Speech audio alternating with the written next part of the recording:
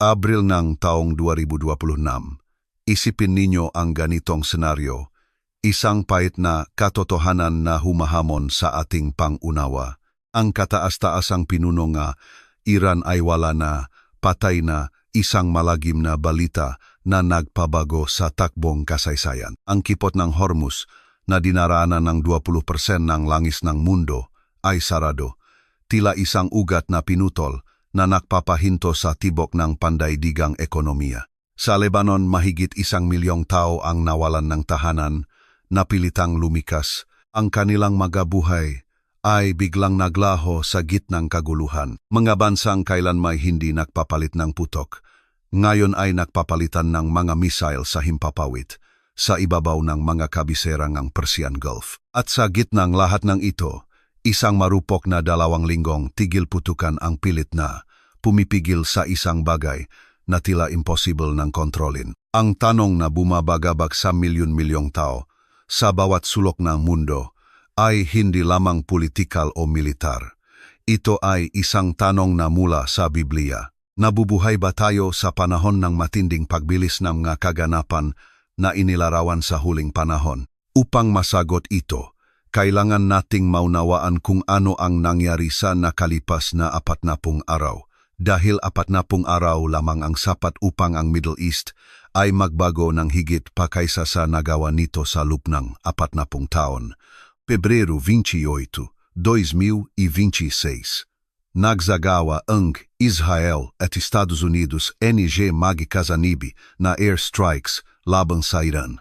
Ang operasyon ay tinawag na Lion's Roar sa panig ng Israel at Epic Fury sa panig ng Amerika. Hindi ito basta anumang pag-atake. 3 lugar kung saan nagtitipon ang mga opisyal ng Iran ay tinamaan sa loob lamang ng 30 segundo. At kabilang sa mga target na ito ang personal na compound ni Ayatollah Ali Khamenei, ang kataas-taasang pinunong ng Iran na namuno sa bansa sa loob ng 37 taon. Si Khamenei ay namatay sa pag-atake.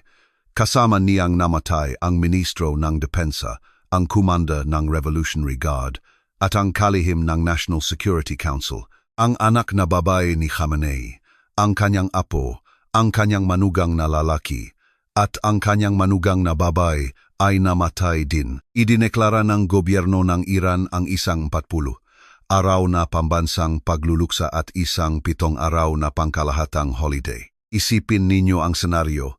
Isang buong bansa ang nagising ng walang pinuno na nag-utos sa kanila sa loob ng halos 4 na dekada. Ang mga lansangan ng Tehran ay nahati sa pagitan ng pagluluksa at pagdiriwang.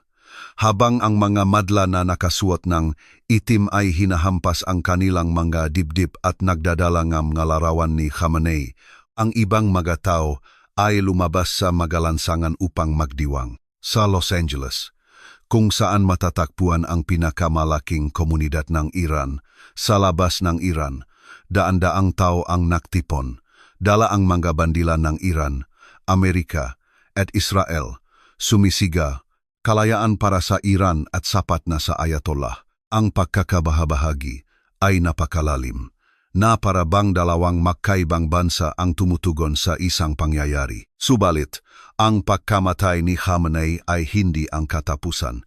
Ito ang simula. Mga oras pagkatapos ng mga pag-atake, tumugon ang Iran sa pamamagitan ng mga missile at drone laban sa Israel, laban sa mga basa ng Amerika sa Persian Gulf, at laban sa mga kaalyadong bansa ng Estados Unidos sa rehiyon. Ang mga sirena ng air raid ay umalingaw-ngaw sa Tel Aviv.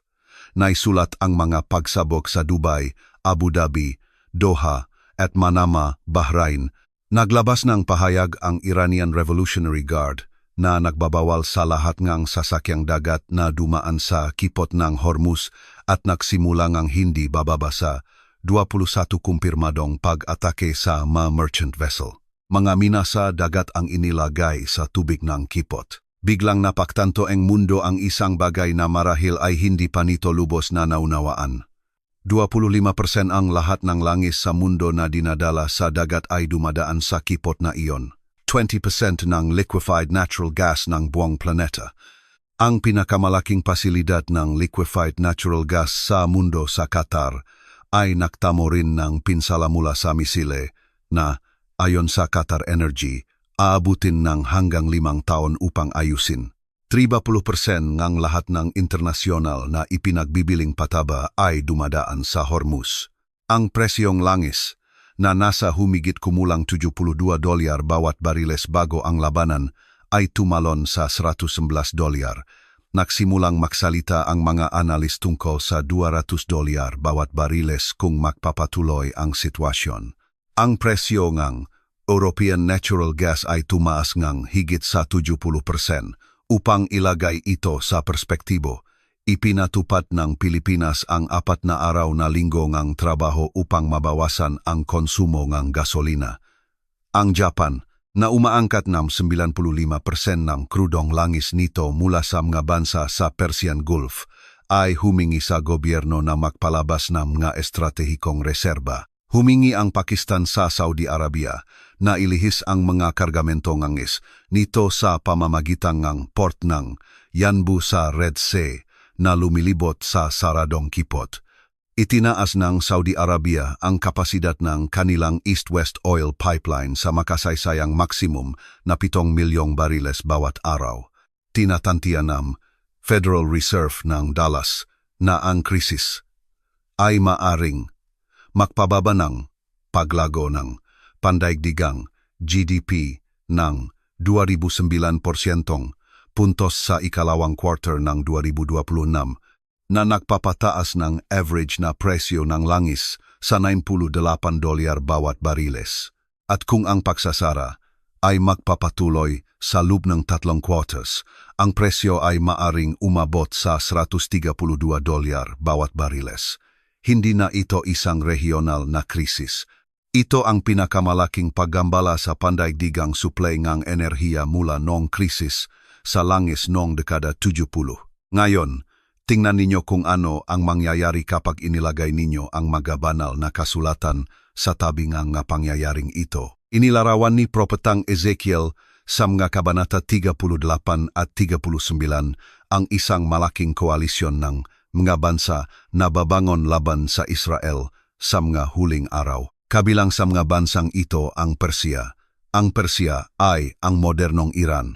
Ang pangalan ay opisyal na binago noong 1935, ngunit ang geographical, kultural at propetikong pagkakakilanlan ay pareho. Inilarawan ni Ezekiel ang isang kompederasyon na pinamumunuan ni Gog mula sa lupain ng Magog, kasama ang Persia, Ethiopia at Libya, bukod sa iba pa. Sinasabing teksto na ang mabansang ito ay darating na parang bagyo at tatakpan ang lupain na parang ulap. At sinasabi nito na mangyayari ito sa mga huling taon. Sa loob nga mga dekada, pinagtatalunan ng mga iskolar na Biblia kung ang Iran ay talagang direktang makikilahok sa isang labanan sa Israel. Tapos na ang pagtatalo na iyon. Ang dating terya ay ngayon ay headline ng mga balita at hindi lang tungkol sa Iran. Isaalang-alang ang iba pang mga manlalaro sa chessboard. Ang Hezbollah, ang armadong pangkat ng Iran sa Lebanon, ay pumasok sa digmaan noong Marso 2, 2026. Nagpaputok ng mga rocket at misil laban sa Israel bilang pagganti sa pagkamatay ni Khamenei. Tumugon ang Israel sa itinuring nitong pinakamalaking along ng magkasanip na pag-atake laban sa Lebanon mula nang magsimula ang operasyon na tinamaan ang mahigit 100 target sa loob ng 10 minuto noong Abril 8. Ang isang araw na ito, na tinawag ng nga Lebanese na Black Wednesday, ay pumatayin hindi bababa sa 357 katao at nasugatan ang mahigit 1,150. Pinanggalanan ng Israel ang pag-atake na Operation Eternal Darkness. Napuno ang mga ospital sa Beirut. Nagbigay ang American University of Beirut Medical Center ng apurahang panawagan para sa donasyon ng dugo. Mahigit 100 ambulansya ng Lebanese Red Cross ang sabay-sabay na namobilize. Mahigit 1,200,000 katao ang nawalan ng tahanan sa Lebanon mula noong Marso 2. Ito ay kumakatawan sa 20% ng buong populasyon ng bansa. 350,000 bata ang kabilang sa mga nawalan ng tahanan. Mahigit 200,000 katao ang tumakas patungo sa Syria. Siyam na tulay sa kahabaan ngang Litani River ang nawasak sa mga pag-atake nga Israel na pumutol sa mga ruta ng pagpasok sa South Lebanon. Ang tanging tulay na gumagana pa, ang Kasmieh Bridge, ay nasira noong Abril 8 ngunit nananatiling magagamit bilang huling koneksyon sa pagitan ngang South Lebanon at ngang iba pang bahagi ngang bansa. At dun lumilitaw ang isang tanong na dapat magpatigil sa sinuman at magpagnilay. Paano kaya possible na ang mga bansang nabanggit sa mga propesya ng Biblia mahigit 2,500 taon na ang nakalipas ay siya ring eksaktong mga bansang naglalagablab ngayon? Ang biblikal na Lebanon, nasa sinaunang panahon, ay ang rehiyon kung saan nanirahan ang mga Phoenician at kung saan nagbigay ng mga punong cedar si Haring Hiram ng Tyre para sa pagtatayo ng templo ni Solomon. Ay siya ring Lebanon kung saan ngayon ay mahigit 1,700 katao ang namatay mula noong simula en Marso. Ang Tyre, isang lungsod na inihula ni Ezekiel na mawawasak sa Kabanata 26, ay siya ring lungsod kung saan tinamaan ng pambobomba ng Israel ang mga residential area noong Abril 2026. Ang pagtutugma ng heografiya ay nakakagimbal. Paano naman ang Iraq? Noong Marso, ang mamilisyang suportado ng Iran ay nagsagawa ng mahigit 80 pag-atakeng drone at pambobomba sa mga pasilidad ng Amerika sa Iraq. Ang Islamic Resistance of Iraq ay sumalakay sa mga base militar ng Syria, kabilang ang Al-Tanf Base na dating kinaroroonan ng mga tropang Amerikano. Tumugon ang Estados Unidos sa umigit kumulang 100 airstrikes laban sa mga posisyon NG Popular Mobilization Forces. Ang Iraq, nasa mga panahon NG Biblia ay Babylon, ay muling naging larangan ng digmaan.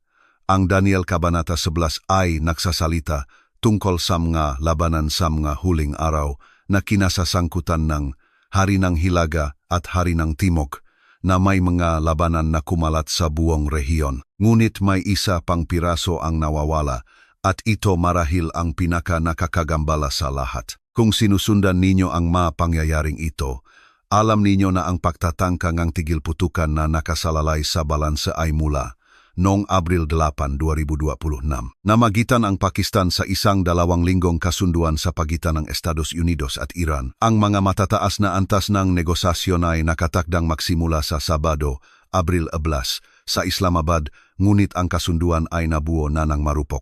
Sinabi ni punong ministro nga Israel Benjamin Netanyahu na hindi kasama ang Lebanon sa tigil-putukan. Kinumpirma ni Pangulo ngang Amerika Donald Trump na hindi kasama ang Lebanon, ngunit sinabi ni Pangulong France Emmanuel Macron na ganap na kasama ang Lebanon. Sinabi ngang Pakistan, ang tagapamagitan ng kasunduan, nasakop ngang tigil-putukan ang lahat ngang lugar, kabilang ang Lebanon.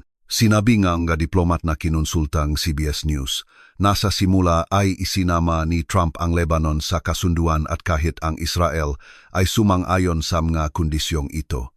Pagkatapos, ilang oras pagkatapos ng anunsyo ng tigil-putukan, inilunsad ng Israel ang pinakamalaking alon ng pag-atake nito laban sa Lebanon.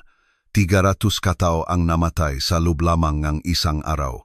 Ang Hezbollah ay nakpadala ng mensahe ng paghinto sa mga pag-atake alinsunod sa tigil-putukan. Tinawag ng Israel ang kanilang makapag-atake na Operation Eternal Darkness, walang hanggang kadiliman. Tumugon ang Iran sa pagbabanta na salakayin ang Israel kung hindi kaagad titigil ang mga agresyon laban sa Lebanon. Ang kipot ng Hormuz na dapat ay bubuksan muli bilang bahagi ng kasunduan sa tigil-putukan ay nanatiling sarado. Nilimitahan ng Iran ang bilang ng barko na maaring dumaan at naningil ng gabayat para sa pagdaan. Kaarta, ang tagapayo nga bagong kataas-taasang pinuno, si Mojtaba Khamenei, na anak ni Ali Khamenei at pinangalanan bilang kapalit noong Marso 8, ay nagbanta na isara din ang kipot ng Bab el-Mandeb na nagkokonekta sa Red Sea sa Gulf of Aden. Kung mangyari ito, isang kapat ng buong supply ng enerhiya sa mundo ang mabibitag. At sa puntong ito, ang salaysay ng Biblia at ang salaysay ng geopolitika ay naktatakpo sa isang paraan na imposibleng balewalain. Sinabi ni Jesus sa mga alagad niya sa Mateo, Kabanata 24, na sa mga huling araw ay makakaroon ng mga digmaan, mga balita ng digmaan, bansa laban sa bansa at kaharian laban sa kaharian, magatagutom at lindol sa maraming lugar. At may idinagdag siya na madalas ay hindi napapansin, ngunit ang lahat ng ito ay simula pa lamang ng matinding paghihirap. Ang salitang Griego na ginamit doon ay odinas, na literal na nangahulugang masakit sa panganganak.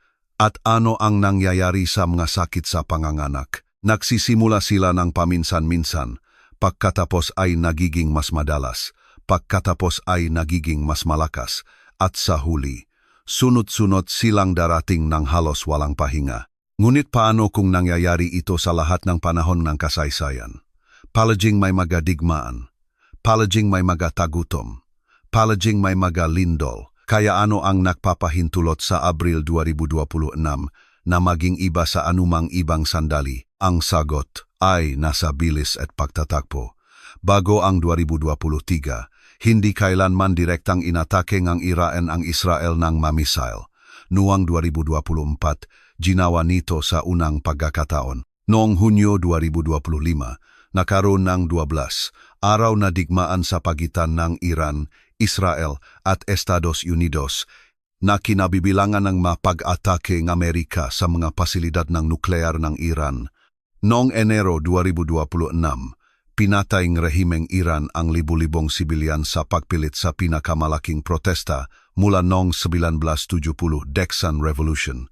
Noong Pebrero 2026, ang kataas-taasang pinunong Iran ay pinaslang. Noong Marso, ang kipot ng Hormuz ay sarado. Noong Abril, nararanasan ng Lebanon ang pinakamalaking krisis sa paglilipat ng populasyon sa mga dekada. Ang bawat pangyayari ay humantong sa sumunod. Bawat pagtaas ng sitwasyon ay lumampas sa nauna. Ang oras sa pagitan nila ay lalong umiikli. Hindi ito teorya. Ito ay mga katotohanang mapapatunayan na may mga petsa, numero at pinagmulan. At tingnan ninyo kung ano ang nangyayari sa Israel sa senaryong ito.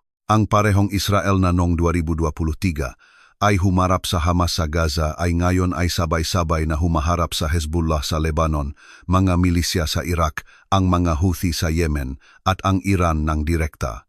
Si Propetang Zacarias sa Kabanata 12, talata 3 ay nagsasabi na ang Jerusalem ay magiging isang mabigat na bato para sa lahat ng bansa at ang lahat ng susubok na buhatin ito ay lubhang masusugatan ang kanilang sarili.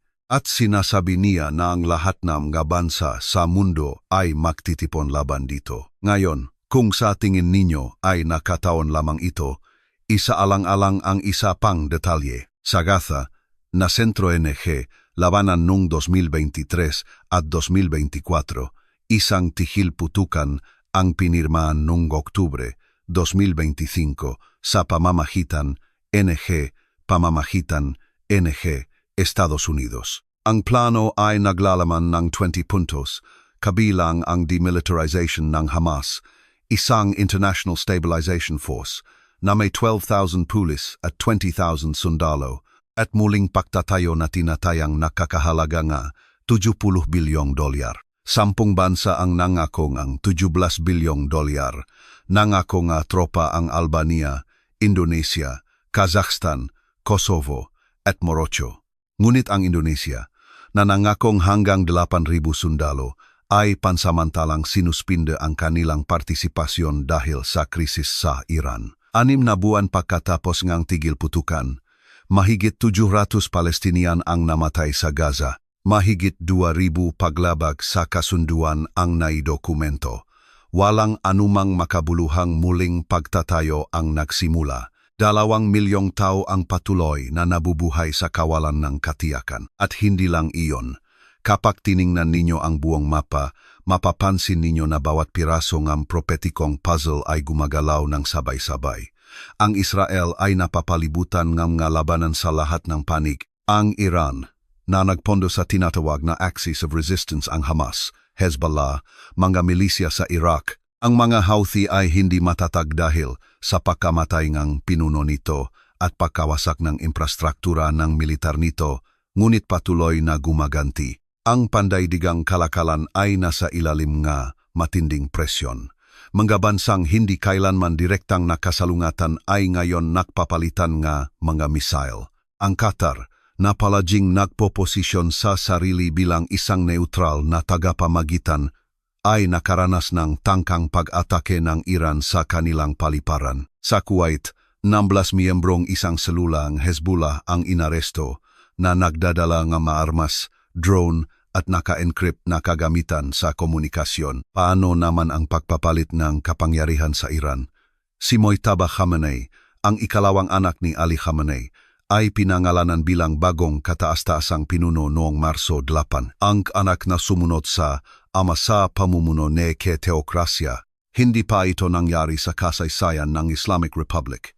Bago ang pagkamatay ni Khamenei, ang natural na kandidato na susunod ay si Presidente Ebrahim Raisi. Ngunit namatay siya sa isang aksidente sa helicopter noong Mayo 2024. Nahaharap ang Iran sa isang walang katulad na krisis sa pamumuno at ang solusyon ay isang dinastiko. Binuo ang isang konseho ngang pamumuno na kinabibilangan ni Presidente Masoud Pezeshkian at ng pinuno ngang hudikatura. Ngunit ang tunay na kapangyarihan ay napunta kay Mojtaba. Kung pamilyar kayo sa propesya ng Daniel Kabanata 7, alam ninyo na nakita ng propeta ang apat na dakilang imperyo na kinakatawan ng mga hayop. Ang huli sa mga ito ay may 10 sungay, at mula sa pagitan nila ay bumangon ang isang maliit na sungay na bumunot ng 3 pa.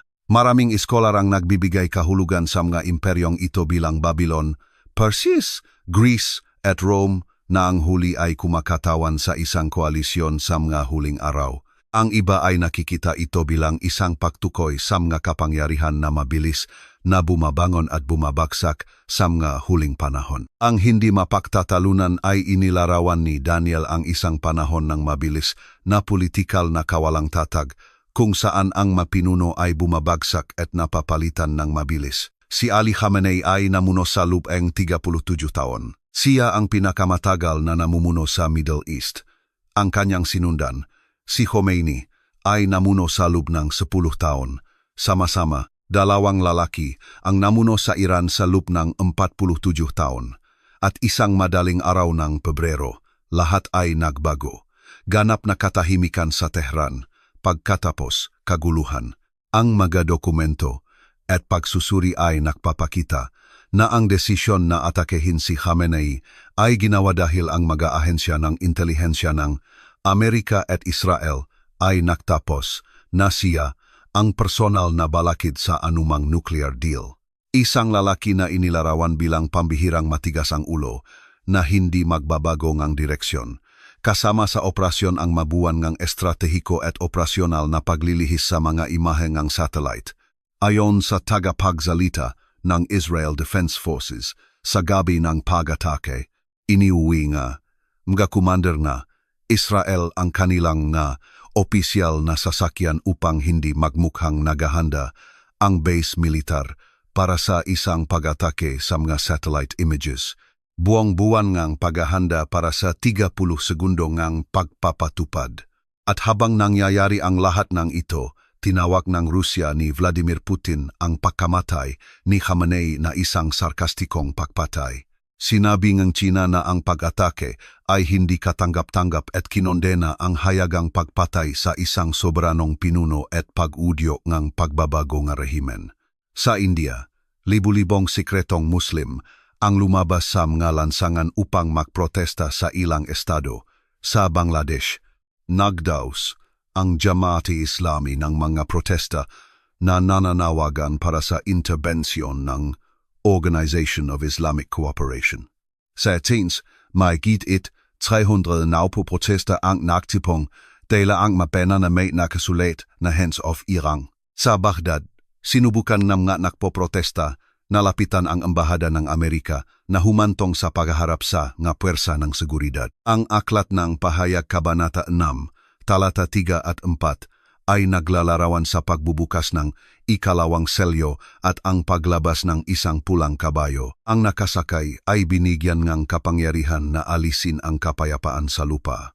At upang ang mga tao ay magpatayan sa isa't isa, at binigyan siya ng isang malaking tabak. Ang mga talata 5 at 6 ay naglalarawan sa ikatlong selyo, isang itim na kabayo, at isang boses mula sa gitnang ng 4 na nilalang na nagsasabi, isang takal ng trigo sa isang denaryo, at 3 takal ngang sebada sa isang denaryo. At huwag mong pinsalain ang langis at ang alak. Ito ay isang paglalarawan ng matinding inflasyon sa mapresyo ng pagkain at bilihin. Ano ang senaryo noong Abril 2026? Ang armadong labanan ay kumalat sa maraming bansa. Ang kapayapaan ay inalis sa lupa. At ang presyo ng pataba na 20% hanggang 30% ay dumadaan sa kipot ng Hormuz ay tumaas ng husto. Ang presyo ng urea sa terminal ng New Orleans ay tumalon mula $475 bawat metric ton hanggang sa pagitan ng 680. At ito ay sa panahon ng planting window para sa toyo at mais sa American Midwest. Binalaan ng mga analis na kung ang mga kargamento na ito ay mahadlangan sa panahon ng planting season, ang epekto sa inflasyon ng pagkain ay magiging mapanira. Ang kapayapaan ay inalis sa lupa. Nagmamahal ang pagkain. Ang mga bansa ay bumabangon laban sa isa't isa. Kung pamilyar ito sa inyo, iyon ay dahil sinabi ni Jesus na ganito ang mangyayari. Ngunit may isang bagay na alam ng maraming tao tungkol sa mga pangyayaring ito, at hindi nila naunawaan ang tunay na lalim ngang nangyayari, dahil ang pagsunod sa balita ay isang bagay. Ang pag-unawa sa espiritual na kahulugan sa likod nila ay lubos na iba, at dito nakukulang ang marami. Alam ninyo na may labanan, alam ninyo na sinalakay ang Iran, alam ninyo na ang Lebanon ay nasa digmaan. Ngunit kailan ninyo huling pinigilan ang inyong sarili upang maunawaan kung ano talaga ang sinasabi ngang mabanal na kasulatan tungkol sa sandaling ito, hindi kung ano ang binibigyang kahulugan ng mga pastor. Hindi kung ano ang sinasabi ng mga news channel, kundi kung ano ang inihahayag ng tekstong Biblia sa pinakapuso nito. Ito ang lalim na ito na naktulak sa libu-libong tao na buksan ang digital na aklat na pinamagatang ang 7 huling salita ni Jesus na nakpagalaw sa Jerusalem. Dahil ang pag-unawa sa mga prophetikong panahon ay hindi maiwasang humahantong sa sentro ng buong Biblia. Ang sakripisyo ni Kristo sa krus at ang kahulugan bawat salita na kanyang binikas sa sandaling iyon. Kung gusto ninyong lampasan ang mga headline at sumisit sa lalim ng mensahe ng Biblia, kumuha lamang ng inyong cellphone ngayon. Buksan ang camera app at ituro sa QR code na lumalabas sa screen. Isang secure na link ang automatikong lalabas. Pindutin lamang ito upang ma-access ang digital na aklat. Kung gusto ninyo, ang link ay nasa description din ng video. Sa cellphone, pindutin ang pamagat ng video o ang opsyong higit pa upang makita ang description. Sa computer o TV, tingnan ang direkta sa ibaba ng video kung saan lumalabas ang link. Maraming tao na ang nakatuklas sa lalim ng masalitang ito at nagbabago ang kanilang pananampalataya. At sa pagbubukas ng aklat, tumutulong din kayo na panatilihing aktibo ang channel na ito at magpatuloy sa paggawa ng ganitong uri ng nilalamang base sa Biblia. Buksan ninyo ngayon at magkomento ng amen sa ibaba. Ngayon, bumalik tayo sa mga pangyayari dahil hindi humihinto ang kasaysayan. Noong Abril 7, naktalaga ang Israel ng 98 division sa South Lebanon.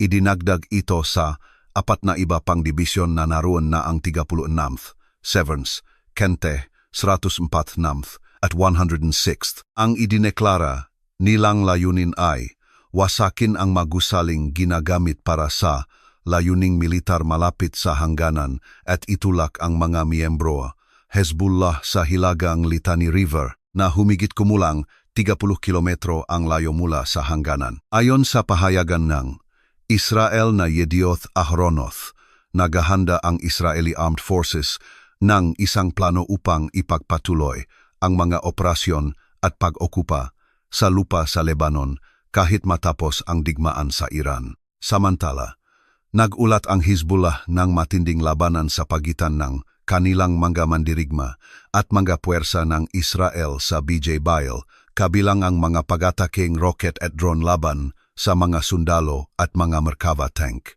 Winasak ng mapuwersa ng Israel ang magusali sa Khiam at iba pang bayan sa hangganan. Si Naim Qasem, ang pangkalahatang kalihim ng Hezbollah, ay pinangalanan bilang target para sa eliminasyon.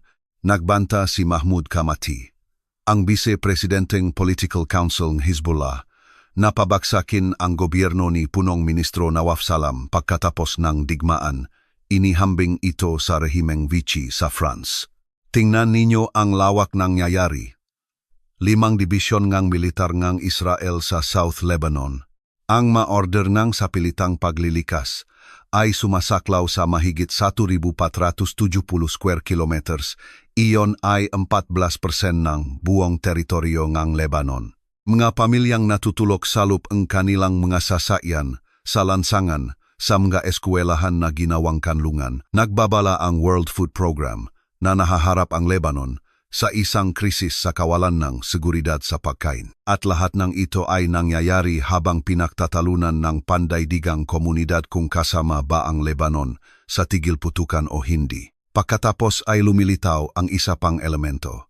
Noong Abril 6, si Ali Akbar Falayati, ang dating foreign minister ng Iran at veteranong tagapayong bagong kataas-taasang pinuno, ay nagpost sa social network X na nakikita na nakakaisang pamumuno na Resistance Front ang Bab el-Mandeb tulad na nakikita nito ang Hormuz at idinagdag niya kung maglakas loob ang White House na ulitin ang kanilang magahangal na pagkakamali. Malapit na nilang matuklasan na ang daloy nga enerhiya at pandaigdigang kalakalan ay maaring masira sa isang solong galaw. Ang mahauting Yemen na naharang na ang Bab el-Mandeb sa panahon ng digmaan sa Gaza noong 2023 at 2024 ay may napatunayang kakayahang gawin itong muli. Kung ang kipot ng Hormuz at ang Bab el-Mandeb ay isasara ng sabay-sabay, isang kapat ng buong supply ng enerhiya sa mundo ang mabibitag. Isang kapat. Ang aklat ng pahayag Kabanata 6, Talata 8, ay nagsasalita tungkol sa ika-4 na selyo at nagsasabi na ang nakasakay ay binigyan ng kapangyarihan sa ika-4 na bahaging ang lupa upang pumatay sa pamamagitan ng tabak, NG tagutom, NG salot, at 6 nga mababangis na hayop sa lupa. Isang kapat. Hindi ko sinasabi na ang propesiyang ito ay literal na natutupad sa sandaling ito. Sinasabi ko na ang pagtutugma sa pagitan ng mga teksto ng Biblia at ng kasalukuyang mga pangyayari ay napakalaki upang balewalain ng sinumang seryosong kumukuha sa Biblia. Ngayon, mahalaga na malinaw na pagiwalayin ang mga katotohanan mula sa mga interpretasyon. Katotohanan, ang kataas-taasang pinuno ng Iran ay namatay sa isang makasanip na pag-atake ng Israel at Estados Unidos. Katotohanan, ang kipot ng Hormuz ay sarado mula noong Pebrero. Katotohanan, mahigit 1,200,000 katao ang nawalan ng tahanan sa Lebanon. Katotohanan, ang presyo nga langgis ay tumaas na higit sa 60% mula nang magsimula ang labanan. Katotohanan, hindi bababa sa 10 bansa ang direkta o hindi direktang kasangkot sa labanang ito. Katotohanan, nawala sa Iran ang kataas-taasang pinuno nito, ang Ministrong Depensa, ang Commander ng Revolutionary Guard, at ang kalihim ng National Security Council sa isang pag-atake. Katotohanan, ang pinakamalaking pasilidad ng liquefied natural gas sa mundo ay naktamo ng pinsala na aabutin ng hanggang 5 taon upang ayusin.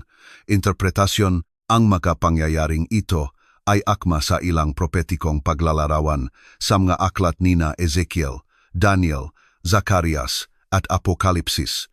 Mayroong kahulugan ang pagkakaiba na ito dahil ang Biblia ay hindi isang pahayagan na nagbibigay ng modernong petsa at pangalan. Gumagana ito sa pamamagitan ng mga prinsipyo, mga huwaran, at mga uri. at ang inihahayag ng Abril 2026 ay hindi kinakailangan ang huling katuparan ng isang partikular na propesiya. Ito ay isang pagbilis nga, isang huwaran na inilalarawan ng mga banal na kasulatan na magpapakilala sa mga huling panahon. Ang ganitong mga paghahayag ay nagpapabilis ngang tibok ng puso, hindi ba? At marahil sa sandaling ito, habang iniintindi ninyo ang kalakihan ng nangyayari, mayroong isang hindi mapakali sa loob ninyo na lampas pa sa pagiging kuryoso. Ang kawalang kasiyahan na iyon ay may pangalan, tinatawag itong espiritual na pagising. At para sa mga nakakaramdam nito, ang digital na aklat na ang 7 huling salita ni Jesus na nagpagalaw sa Jerusalem ay inihanda. Dahil kung ang mga tanda ay bumibilis, ang pagunawa sa huling masalita ni Kristo ay hindi opsyonal. Ito ay apurahan.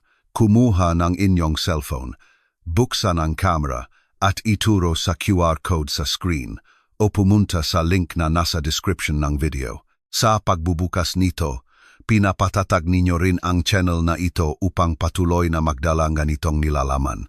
Buksan ninyo ngayon. Magpatuloy tayo dahil may dimensyon sa mga pangyayaring ito na bihirang pinag-uusapan. At ito ay naugnay sa dimensyong pantaongang kalamidad. Kapag pinag-usapan natin ang mga numero 1,700 patay sa Lebanon, 357 sa isang araw, sa 700,000 nawalan ng tahanan madaling mawala, sa paningin na ang bawat numero ay isang tao, isang pamilya na nagising sa madaling araw sa mga pagsabok, isang ina na may dalang bata sa likod habang lumalakad ng milya-milya sa nasirang kalsada, isang ama na lumabas para bumili ng tinapay at hindi na bumalik. Isang doktor na nagsasagawa ng emergency surgery ng walang sapat na anestesia dahil hindi nakarating ang masupply. Sa Tyre, South Lebanon, kinapanayam ngang mananaliksik ng Human Rights Watch ang mga nawalan ngang tahanan na nagsabing, kung sisirain nila ang tulay, saan kami pupunta, walang pupuntahan. Ang lahat ng siyam na tulay sa kahabaan ng Litani River ay nawasak. Ang mga kalsada sa pagitan nga mga nayon sa Bekaa Valley ay naputol. Saklaw nga, utos ng paglilikas ng Israel ang 40 kilometro mula sa hangganan na naktulak sa buong populasyon sa Hilaga. Sa South Lebanon, ang malungsod tulad ng Jal Aldir, Jabal Blat at Khiam ay nakaranas ng kumpletong paglilipat ng kanilang populasyon habang nagtatatag ang Israel ng bagong posisyong militar. At sa Beirut, noong Abril 8, tinamaan ng mga pag-atake ang mga abalang commercial at residential area sa rush hour ng walang paunang babala, 60 plus fighter jets at humigit kumulang 160 munisyon ang ginamit. Ang mga haligi nga usok ay umakyat sa kabisera habang ang mga nagpapanik na tao ay tumakbo sa mga lansangan. Inilarawan ni Dr. Daw Di Ausaw, Maki and Daw, Nausaw, Taniababan, pinunong isang non-profit na organisasyong medikal sa Chicago, ang sitwasyon bilang kumpletong kaguluhan at sinabi na ang pag-atake ay tumama sa mga sibilyang lugar ng walang anumang babala. Hindi ito estadistika. Ito ay matinding pagdurusan ng tao sa isang napakalaking saklaw. At ngayon, ang pagbilis na kakaunti ang sumusubaybay. Sa Iraq, ang front na dating pangalawa lamang ay naging isa sa pinaka-aktibong teatrong labanan. Ang mga milisyang suportado ng Iran ay pinalawak ang kanilang na target upang isama ang infrastruktura ng enerhiya sa Northern Iraq tulad ng Lanat Refinery sa Erbil at ang Sarsang oil field sa Duhok. Binawi NG, Estados Unidos, ang mga tropa mula sa estratehikong Al-Tanf, base sa Syria noong Pebrero 2026, ipinasa ito sa gobyerno NG Damascus. Inilarawan Reuters ang pagurong na ito bilang isang makasaysayang milestone, ngunit sa Iraq, nananatili ang presensya ng Amerika at bumibilis ang mga pag-atake. Ang biblikal na Babylon ay muling nasusunog. Paano naman sa mga dagat, ang Iranian Navy ay halos ganap na nawasak. Iniulat ng US Central Command na hindi bababa sa 17 barko ng Iran ang nawasak hanggang Marso 3 at wala ng anumang barko ng Iran na nagpapatakbo sa Arabian Gulf, kipot ng Hormuz o Gulf of Oman. Ngunit nananatili ang mga minahan sa dagat. Nagpapatuloy ang mga pag-atake sa mga merchant vessel at ang halaga ng insurance ng panganib sa digmaan para sa mga barkong dumadaan sa kipot ay tumalon mula 0.125% hanggang sa pagitan ng 0.2 at 0.4% ng insured value ng barko bawat paktawid. Para sa mga malalaking tanker, nangangahulugan ito ng $250,000 na pagtaas sa bawat biyahe. Ang mga malalaking kumpanya ngang pagpapadala tulad ng Maersk at Hapag-Lloyd ay sinuspinde na ang kanilang mga ruta sa Middle East. At narito ang isang impormasyon na dapat pumukaw ang pansin ng sinumang nag-aral ng mga propesya ng Biblia. 84% ng lahat ng langis na dumaan sa kipot ng Hormuz noong 2024 ay para sa mga pamilihan sa Asia. Nakakuha ang China ng 1/4 langis nito sa rutang ito. Umaangkat ang India ang higit sa 50% ng langis nito mula sa Middle East. Ang South Korea ay may net oil imports na katumbas NG 2.7% NG GDP nito. Ang Thailand ay may pinakamalaking net oil imports sa Asia na kumakatawan sa 4.7% NG GDP.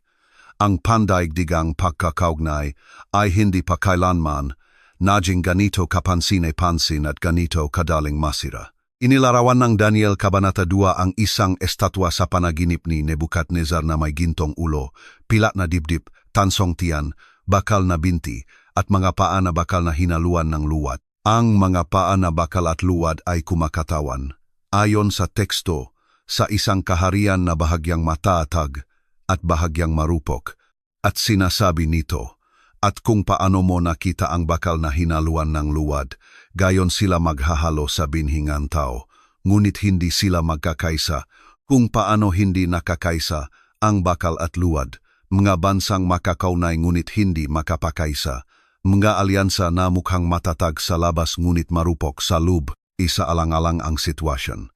Magkaalyado ang Estados Unidos at Israel, ngunit nakasalungatan sa publiko sina Trump at Netanyahu tungkol sa tigil putukan at Lebanon. Magkaalyado ang Iran at Hezbollah, ngunit ipinagbawal ang Lebanon ang mga aksyong militar ang Hezbollah pagkatapos ng mga pag-atake. Itinangging ang Qatar na inatake nito ang Iran, sa kabilang ang mga ulat na naharang nito ang mga Iranian Sukhoi bomber at nagsagawa ng counterattack.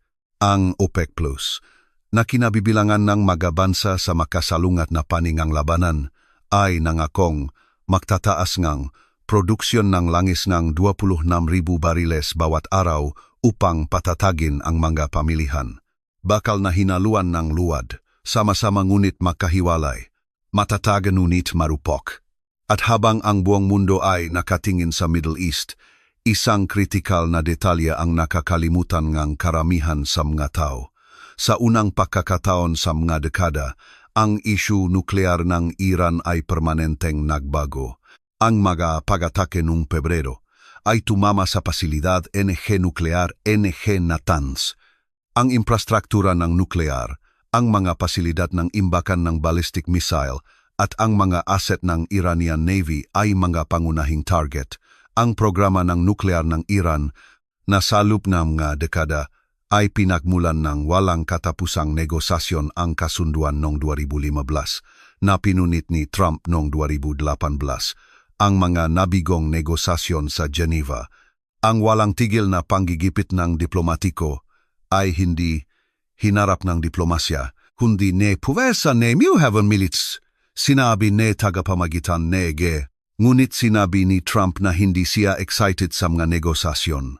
Ilang araw pagkatapos, nagsimula ang mga pag-atake mula sa negosasyon tungo sa pambobomba sa loob ng wala pang isang linggo. At ano ang sinasabi ngang Biblia tungkol sa maling kapayapaan? Sumulat si Pablo sa 1 Tesalonika Kabanata 5, talata 3, kapag sinasabi nilang may kapayapaan at seguridad, doon sila biglang daratnan ng pagkapuksa tulad ng sakit ng panganganak sa isang buntis at hindi sila makakatakas. Kapayapaan at seguridad ang idineklara at kaagad na darating ang biglang pagkawasak pagkatapos. Ang huwarang ito ay umulit noong 2024 nang ang tigil putukan sa pagitan ng Israel at Hezbollah noong Nobyembre ay tumagal lamang ng ilang araw bago muling nagsimula ang mga pag-atake. Umulit ito noong Oktubre 2025 nang pinirmahan ang tigil putukan sa Gaza, ngunit mahigit 700 Palestinian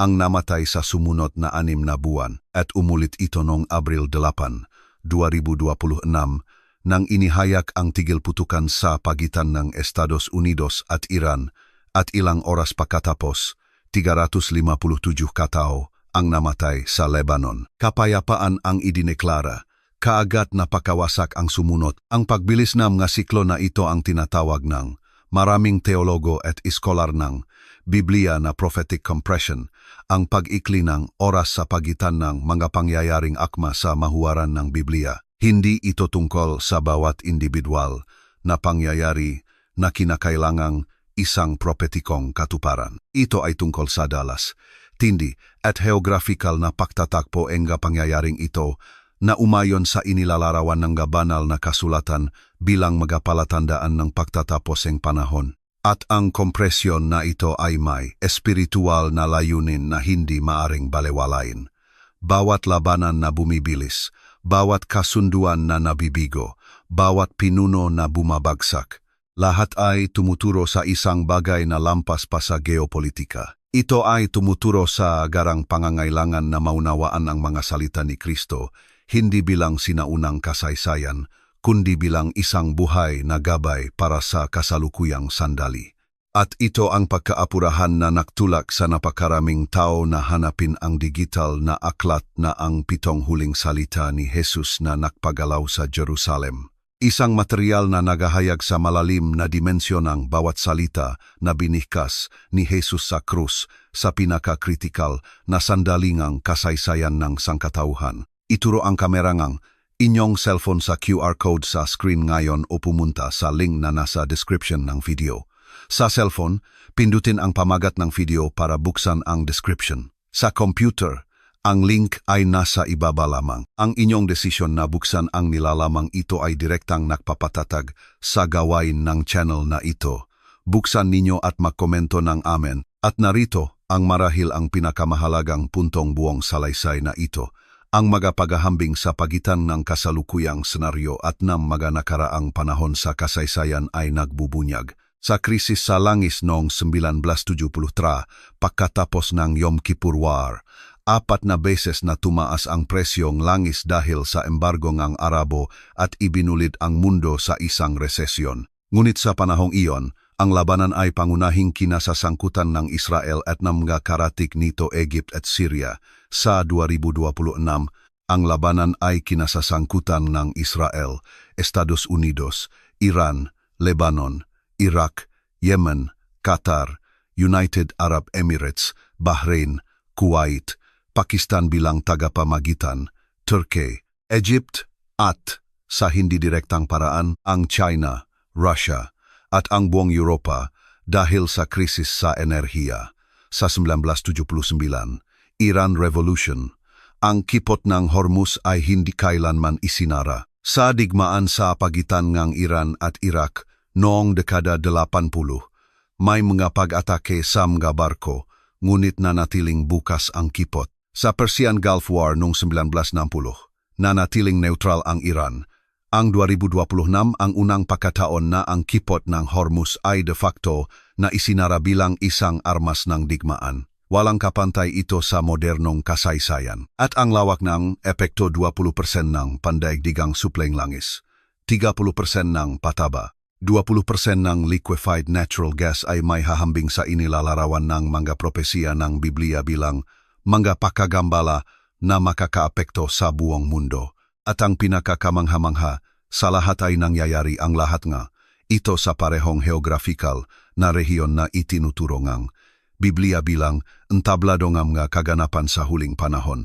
Ang Euphrates Valley, na binanggit sa Aklat ng Pahayag Kabanata 9 bilang lugar kung saan nakagapos ang 4 na anghel at sila ay pakakawalan upang patayin ang ikatlong bahaging ng mga tao. Ang Euphrates ay dumadaan sa Iraq. Ang biblikal na Mesopotamia, ang duyan ngang sibilisasyon. At ang Iran, ang Persia ni Ezekiel. At ang Israel, ang ipinanumbalik na bansa ayon sa Ezekiel Kabanata 37. At ang Lebanon, ang lupain ng mapunong ang Cheddar, at ang Egypt, ang tagapamagitan ng napakaraming pagtatangka sa kapayapaan. Bawat pangalan sa balita ay naroon na sa mga banal na kasulatan. Kapag tiningnan ninyo ang mapang Middle East noong Abril 2026, ang nakikita ninyo ay hindi lamang geopolitika. Ito ang tumpak na heografiya ng propesiyang Biblia na nakakahugis sa real time. Persia, Lebanon, Israel, ang mga bansa sa Persian Gulf. Bawat pangalan na lumalabas sa balita ngayon ay lumabas na sa mga pahina nina Ezekiel, Daniel, at Apokalipsis libu-libong taon na ang nakalipas. At ang pinakakahanga-hanga ay hindi ang nangyayari ang mga bagay na ito. Ito ay ang bilis kung paano nangyayari ang mga ito. Sa lupang 40 araw, mas nagbago ang mundo kaysa sa nagawa nito sa lupang 40 taon. Ngunit narito ang punto na maraming nakakaligtaan. Ang Biblia ay hindi kailanman nagbunyag ng tandang ito upang magdulot ng takot. Ibinunyag nito ang ito upang magdulot ng paghahanda. Bawat natupad na propesya ay hindi dahilan para mawalan ng pag-asa. Ito ay isang kumpirmasyon na mayroong isang soberanong plano na lampas sa lahat ng kaguluhan ng tao. At kung mayroong isang plano, mayroong isang namamahala sa planong iyon. Ang natitirang tanong ay hindi kung bumibilis ang huling panahon. Ang tanong ay kung handa ka ba sa kung ano ang susunod. Dahil sa huli, kapag humupa ang alikabok ng mga misail at napirmahan o napunit ang mga kasunduan, ang mananatili ay hindi ang mga imperyo, hindi ang mga alyansang militar, hindi ang mga reserba ang langis. Ang mananatili ay ang itinayo sa bato, at ang batong iyon ay may pangalan. At iyon ang dahilan kung bakit ang pag-unawa sa mahuling salita ni Jesus sa krus ay hindi isang akademikong pagsasanay o isang makasaysayang pagiging kuryoso. Ito ang pinakaapurahang espiritual na pagkilos na magagawa ninyo sa ganitong sandali. Ang 7 huling salita ni Kristo ay hindi lamang maparirala na binikas ngang isang namamatay na tao. Ang ito ay madeklarasyon na nagbigay kahulugan sa kapalaran ng sangkatauhan at nagtataglay na kapangyarihan na nananatiling buhay hanggang ngayon. Kung ang matanda ngang panahon ay bumibilis at ipinapakita ngang katotohanan na sila ay bumibilis, kung gayon, ang oras upang hanapin ang lalim na ito ay ngayon, hindi bukas. Hindi kapag may oras na, ngayon.